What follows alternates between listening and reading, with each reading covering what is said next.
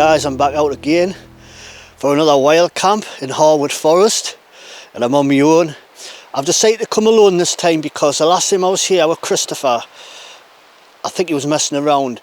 There was some strange knocks in the night and I never heard them because I was asleep, but there was movement around Christopher's camp around the time the knocks was happening, and I'm assuming that Christopher was fooling around banging the tree, although he won't own up to it. I don't think he would have meant anything bad by doing it. It's just that, you know, I can't be sure if it was him or if it wasn't. So when I'm doing the research, I'm going to come alone, and if there is anything unusual goes on in the night, I know it can't be anybody else, or very unlikely to be anybody else, because we're in the middle of nowhere, miles from anywhere. Wow, this is really weird, this place. Very, very spooky. I've never been to this part of the forest. It's only about 100 metres from my camp, and yet what a different place. It's almost like an alien world. Absolutely amazing. It just seems to be here where we have a little bit of opening in the canopy. The moss is able to grow. It just shows you, wherever you've got the light, you've got life. Getting paranoid about leaving my camp, but it should be fine. I mean, it's never been discovered yet. There seems to be a lot of fungus growing, tiny little mushrooms, well, tiny little fungi. I have to be so careful getting lost, but I know the sun is in a southerly direction. I head back towards where the sun is. That's a rough direction of where I've got to go. But it is so easy to lose your bearings in a place like this because every tree looks the same. That's interesting. I don't know if I've showed you this before, but every so often you'll get a native tree. I mean, this is a spruce plantation, but you've got oak and other species of tree. And I have took pictures of this very spot in the past. Just how spooky do they look? I mean, some of the trees are dead. In fact, that one isn't dead because its leaves is on the bottom. But they're all... I mean, how can that compete with the much faster spruce? Just shoots past it. But that's... look at the way the tree's all... It's all crooked, and it almost looks like a creature, doesn't it? They look like arms and claws. You know, when it's dark in this place, your mind can play tricks on you. But it's an absolutely fascinating place. A lot of things you see in this place, it's done naturally, I would say. You know, the wind, breaking branches, but occasionally I will come across a tree that has to have been snapped by somebody, not the wind. Somebody or something. But I have found, and I have found a spot not far from here where 2 trees have been broken, snapped. That couldn't have been done by the wind. What would the likelihood of, you know, the branches getting snapped in an X shape? I'm at the location where I found the first break. Now, it could have been the wind, but what I couldn't understand is, why was there another stick placed on top which was much older? So you got the fresh break, and then you've got this one which has fell over the top of it. And that looks like it's come down from that tree there. Yeah, the wind could be snapping everything. There's other branches on top of other branches which shouldn't be there. That's obviously an old break, but have you seen how it's snapped at a right angle, and then further along snapped again at another right angle? I mean, that's come off that. just totally, I just can never wear the place up.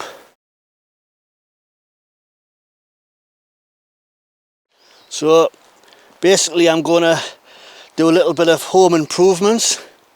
I've got this builder's dumpy bag and I think I'm gonna make something out of it. A hammock out of that, recycle it rather than let it go to waste. I'm going to try the Jackery Explorer 240.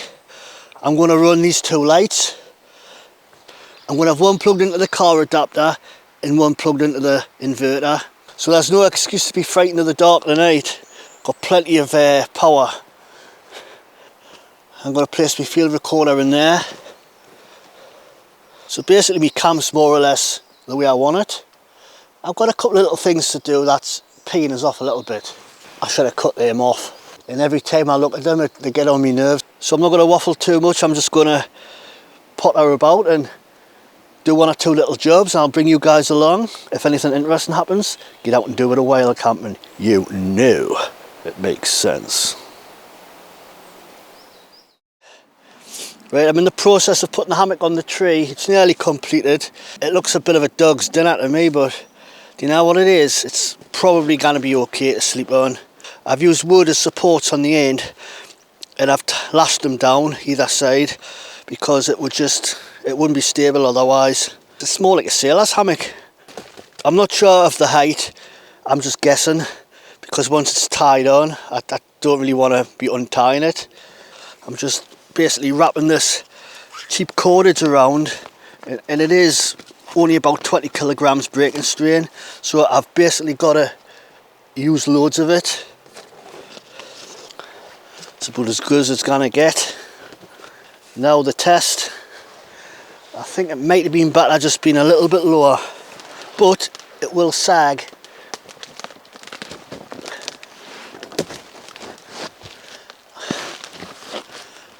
That's probably sagged just enough, the right height.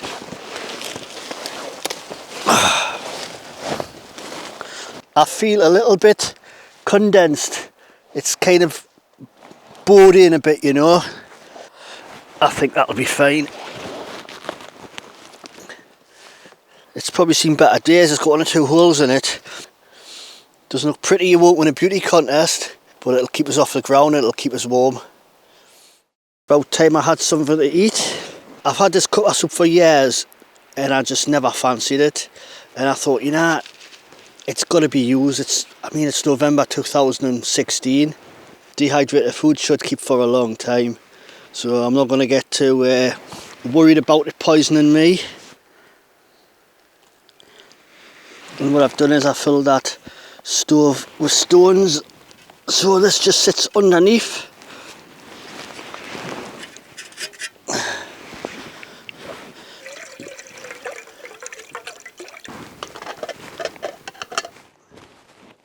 But I don't think I'm going to be lighting a fire tonight. It's just not going to get cold. I haven't really got any midges out, so I don't need to keep the bugs away. At least I know I've got a fire pit for when I need it. I've got Newgate's chicken curry, I absolutely love that. Got the rice. I've got a few snacky things. I've got jerky in there, pepperami. And I've got, for my breakfast, got some mackerel. Now that's quite nice, Al. It's mackerel fillets, but it's in a spicy tomato sauce. And these energy bars are absolutely lovely. I can't remember if I got them from Aldi or Lidl's, but they are nice. So I'm just having all the snacks at the minute, get rid of them. And then later on I'll have my curry.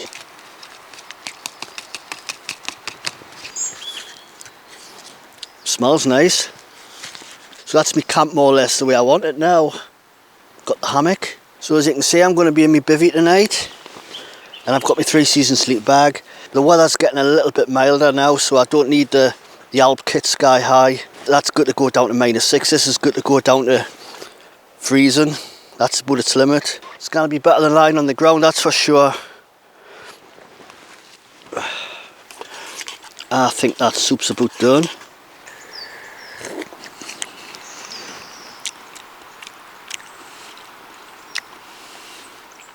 It doesn't taste very flavoursome, but it tastes like soup and it tastes okay. I think when things go out of date by a few years, the flavour changes, subtle differences, but it's not bad.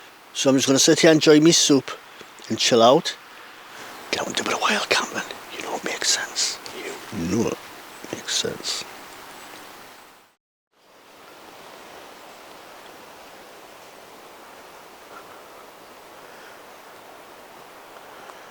So this is about as good as it gets for a camp. It's a nice little open area. I couldn't have picked a better spot basically. Everywhere else it's too overgrown. I've shortened them on the roof because they were getting on my nerves. I think I still have to be in a bivvy because if it does rain, I think I'm a little bit near the edge. I think if I was only in a sleeping bag I could still get wet. So I've yet experienced the rain, but the water, it's wet down to about here, so that's the potential of the rain getting us a little bit wet if I'm not in the bivvy. Plus it's an extra layer to keep warm. Gonna have that Mexican style rice and the chicken curry, my favourite. Get that bad boy slapped in there. That should warm through quite slowly. I don't want it too hot because it'll burn the bottom. So up to now it's been non-eventful. I've just sat here and I've had a lazy day. I've really enjoyed just chilling out and not really doing anything. There's still one or two birds singing, but it is getting dark now.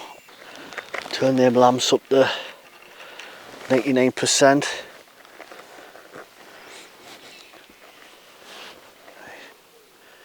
$11 lamps.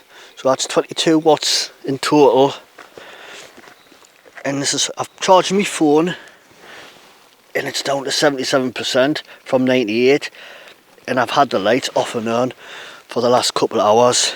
I've charged the Osmo, well I've just kept it topped up, had the light that's on top of it on charge, and I've charged me wireless microphone as well. It means I can walk away from the camera and still waffle and you can still hear us. Up to now I'm over the moon with it.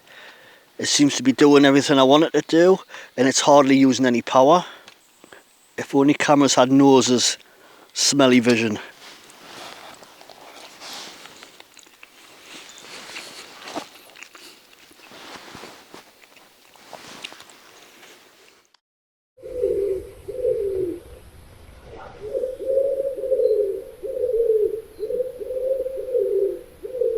Well, I was woken up by the pigeons.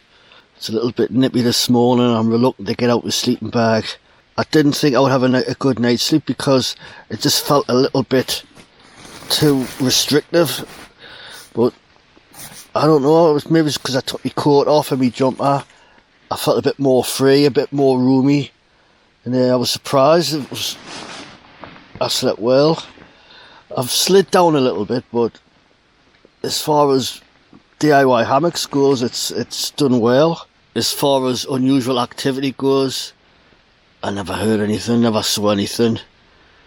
But I wouldn't really know until I listened to the audio files later on. The hammock could have done with being a little bit closer into the camp, because there was a little bit of rain last night. I could feel the drops, you know, I could feel a little bit of like water coming in. But I'm in a bivvy, so that's fine. But if it was really heavy rain, it might be a problem. But if it was going to be really bad, I could always like bivvy further back and not use the hammock. So it's got options. It's reasonably comfortable. It can just be left, you know, in situ. The camp's complete, and it's just going to be nice to just be able to just come and go. And it's a case of just roll my sleeping bag and bivvy just straight into a bag and away. There's no like setting up camps or anything like that. It's almost like a little holiday home in the woods. Right, that's me all packed up and ready to go. I'll give you my thoughts on the Jackery Explorer 240. It's the first time I've used it, and I was running my phone. Well, I was charging my phone a couple of times. I was charging the wireless microphone, the Osmo Action. I've got a little light for the top of the Osmo Action. I charged that a couple of times, and I was running me two lights I use for filming, which are both 11 watts each.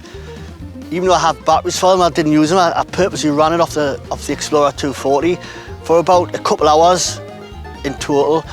I didn't charge anything from zero, so I can't give you an idea how quickly it'll charge.